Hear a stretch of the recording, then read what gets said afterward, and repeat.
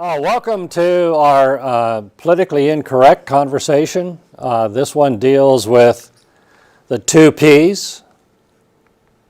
I absolutely think that it's written in the Constitution of the state of California that we shall not talk about power and we shall not talk about internal politics within organizations. So we're going to dive in it anyway. Because I feel it is absolutely critical to you as an emerging manager, as a developing leader, to truly understand no one in your organization is going to follow you unless they sense that you have the power and the political ability to protect them, to give them the space for them to get their job done. So let's talk about how all that operates. Power is laid out very straightforward. This is a softer definition, but it still gets there. So you have the ability to get stuff done. That's the people with power are those that make stuff happen. In some term or organizations, they have the derogatory term rainmakers. But they're the people that are the driving force within the organization. We have to be aware that to make decisions, we need power. To help modify behavior, we need power. And to manage environments and situations, we need power. So the types of power, we have the power over, which is the ability to control. We have the power to act freely, so I'm not subject to the whims of someone else. And we have the ability to resist the demands of other people. We have the power to say no. It's not in the organization's best interest, nor is it in my interest for me to do what it is you're asking me to do. Some observations about power. Max Weber, remember he was our German sociologist that was a godfather of bureaucracy. And again, he writes in somewhat of a stilted way. But again, it's the ability to get things done despite the resistance that others may set forward. Kenneth Boulding, again, who's somebody that talks a great deal about finding common space, mediation, said that power has three faces. One is destructive, one is productive, and the other is integrative or bringing people together. And it's all done by threat, making deals, and demonstrating respect. Power also is the ability to exercise influence. So again, we can impact behavior, feelings in other people. Power gets acted out in authority, and that is the right given to us by society or the organization to influence other people. Lord Acton, again another Brit, had a very witty observation. He said that power tends to corrupt, but absolute power corrupts absolutely.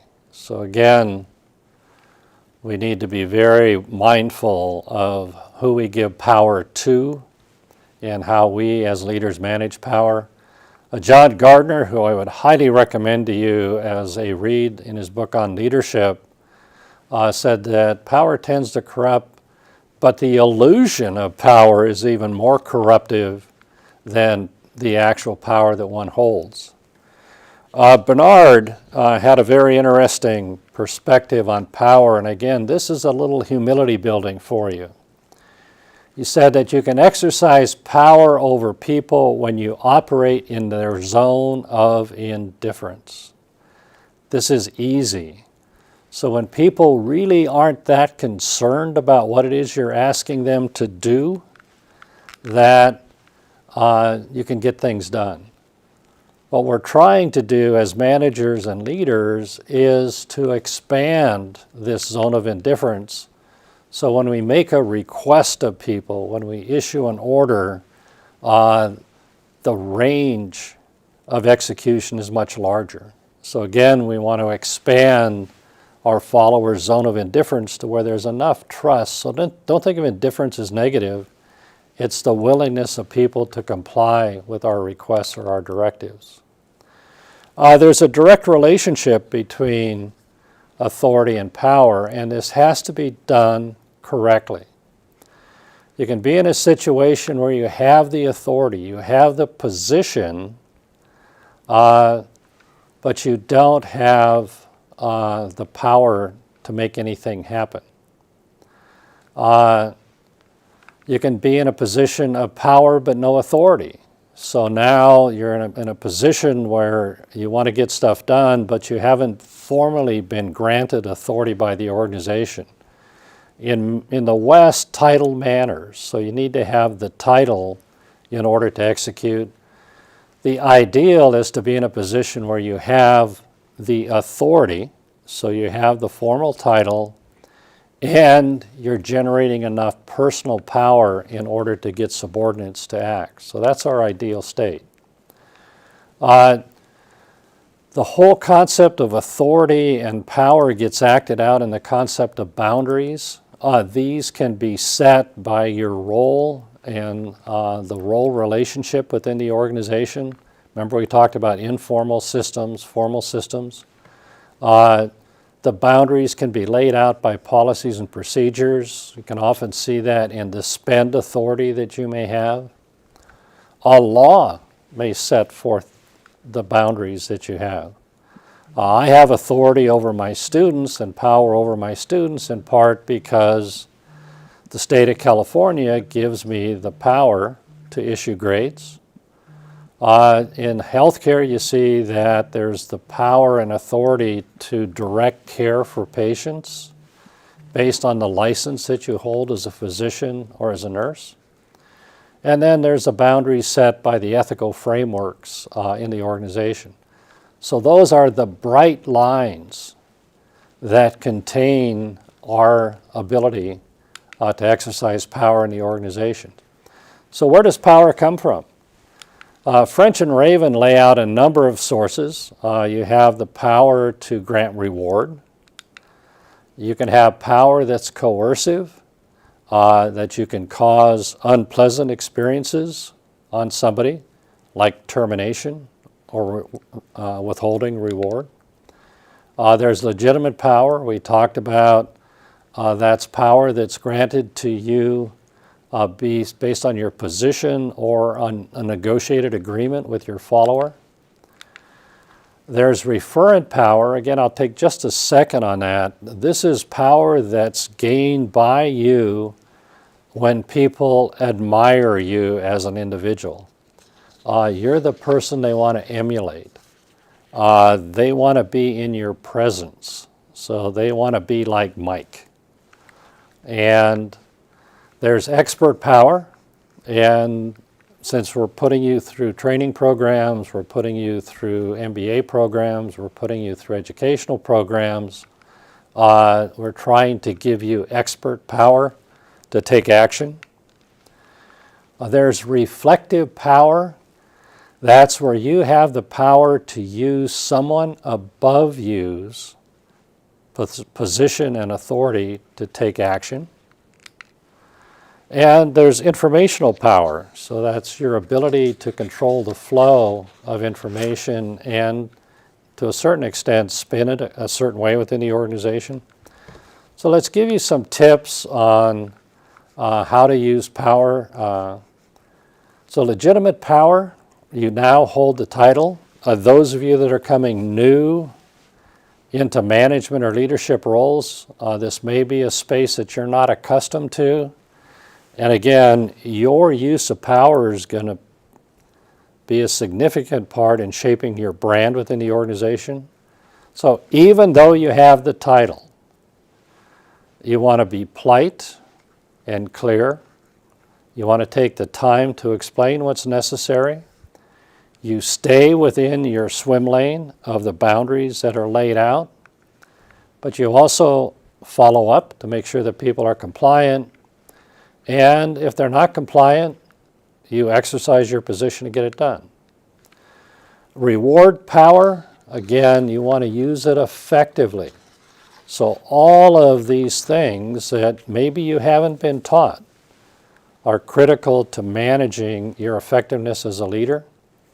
So again, pay attention to these. I think the biggest one in my mind is the last one. You don't use rewards to manipulate people. Because if you use rewards as a way to buy behavior, you've really reduced the value of that person to just an interaction or an exchange. You want to connect on the emotional side. The saying, you cannot buy loyalty, is absolutely true. Again, you now have the ability to punish. This is where maturity comes in. When we do coaching, we talk a great deal about, yes, you have the power to take action against someone, but with that power comes greater responsibility. So you want to make sure that your punishment is legitimate, it's fair, and it's appropriate. Excuse me, I worked with one executive, and it's a fairly large organization, and his position on the use of coercive power was that he was the only person in the organization that could fire somebody. So this company operated in 4 different states and had about 1,000 employees. But when it came down to even firing the lowest level classification within his organization, the case had to be made to him to fire that person. And when it was time to fire him, he was the one that looked him dead in the eye and laid out the reasons why they were being terminated and handled the termination with respect and dignity. And he said that in his 4-year tenure as CEO, they had zero wrongful termination lawsuits because the employees that were fired knew that there was a fair way of handling their situation. Expert power, again, just because you know doesn't mean you need to be walking around with an I am a genius badge on your coat. So again, use your knowledge in a very effective way to help other people. Don't demean the fact that they don't know as much as you know. And when you're responding, you want to act in a confident and a confidential manner so that people will turn to you in a crisis as somebody that really knows what's going on. Referent power, again, be very cautious of your behavior. It's pretty easy, particularly as you move up in the organization, to start to believe your own press releases. So with this degree of power, be aware that you have it, use it judiciously. Informational power, some observations and advice. Informational power is having control over access to important information that can come from your position within the organization or your expertise. And you have the ability to interpret information when you're passing it on and the ability to spin it.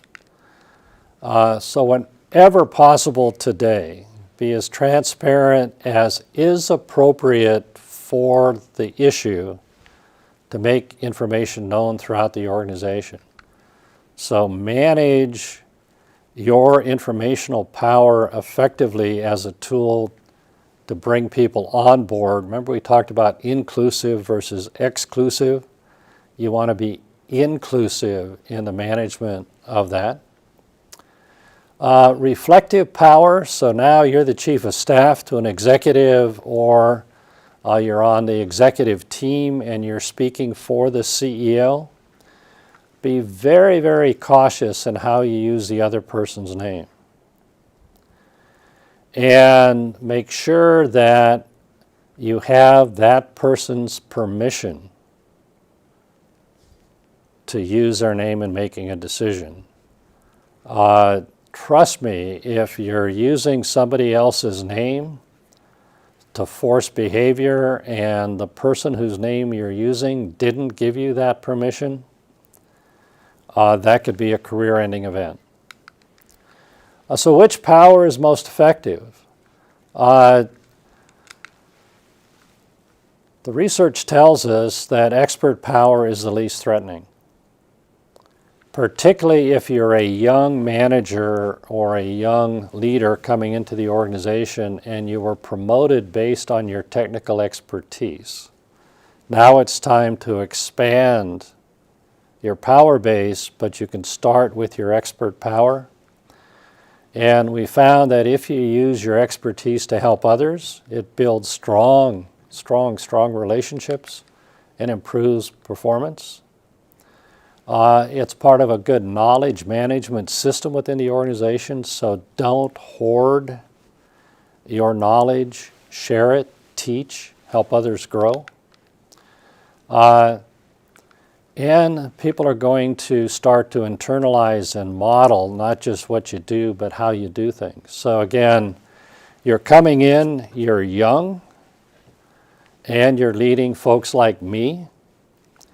The safest way for you to establish a power base is to come in and very subtly bring your knowledge to the table.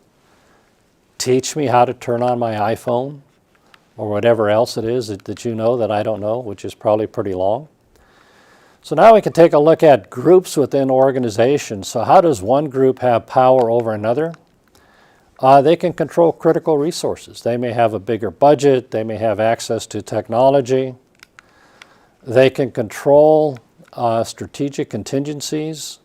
That's activities that other groups need to get tasks done. So in order for X to get accomplished, another group has to come through your department to get your blessing, your certification, or your resources.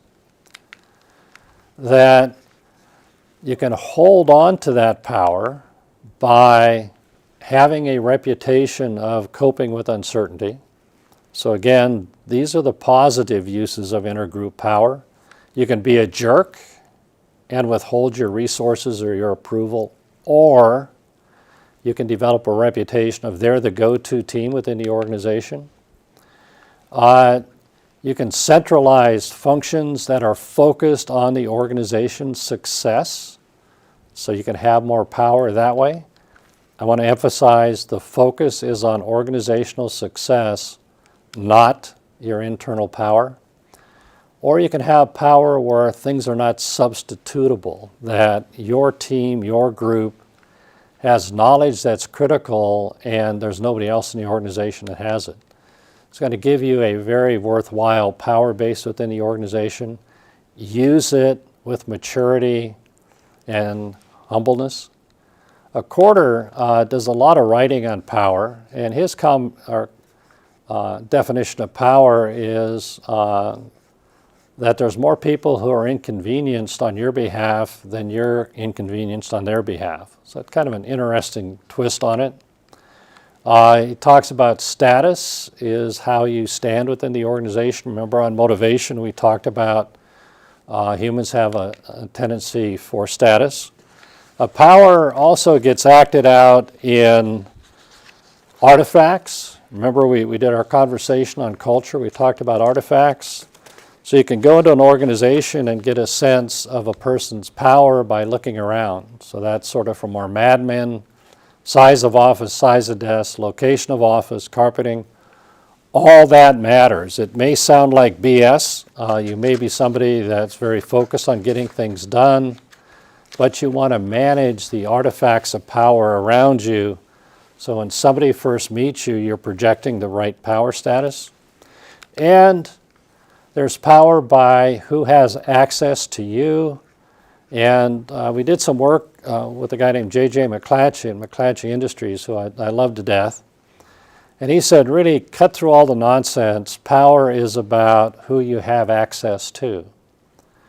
When you make a phone call, who's going to take your phone call? When you send an email, who's going to respond quickly to an email? When you ask for a meeting, who do you have access to? There are two faces to power. One face is personal power. So you're exercising all these tools we talked about for personal gain.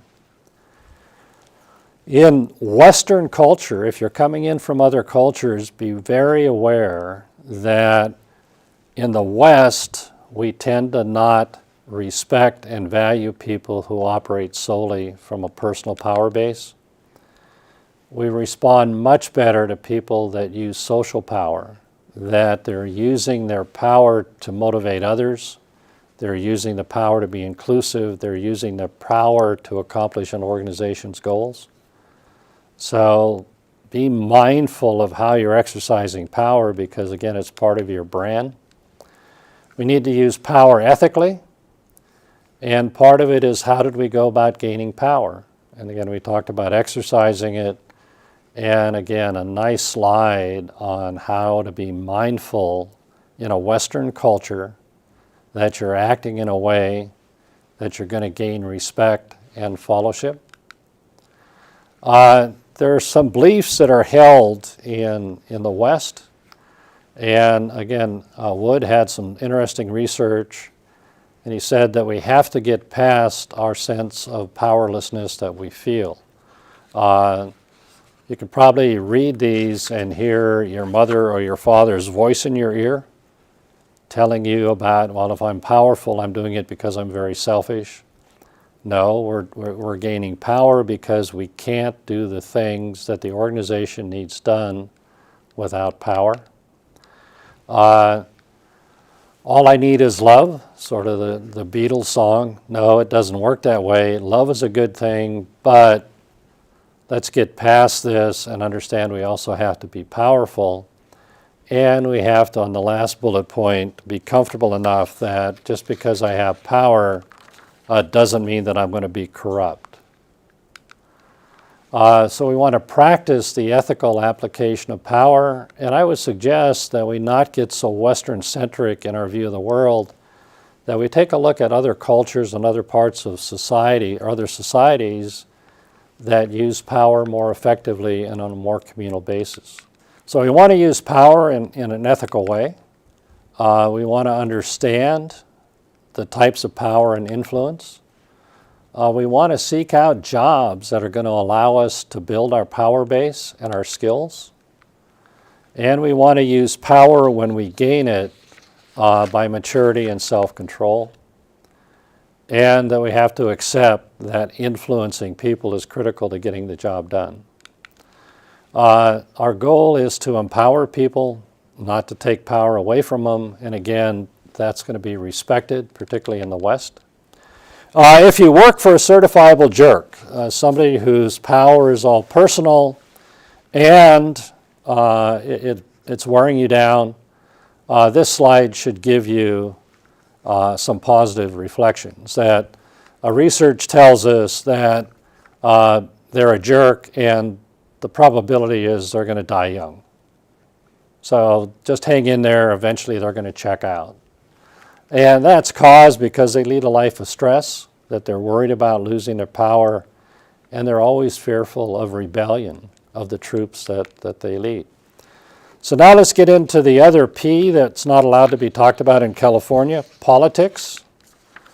I took the liberty of translating some of Plato's writing, and pretty much the way that I read what Plato had to say was, if you think you're too smart, too competent, too ethical, and maybe too good looking to play the power game, be prepared to be led by those that are dumber and not as good looking as you are. So roll up your sleeves and get in the game. Political activity and organizations is really the grease that get things done. They're the forces that make things happen, and they're not sanctioned necessarily by the organization. So politics is behind the curtain.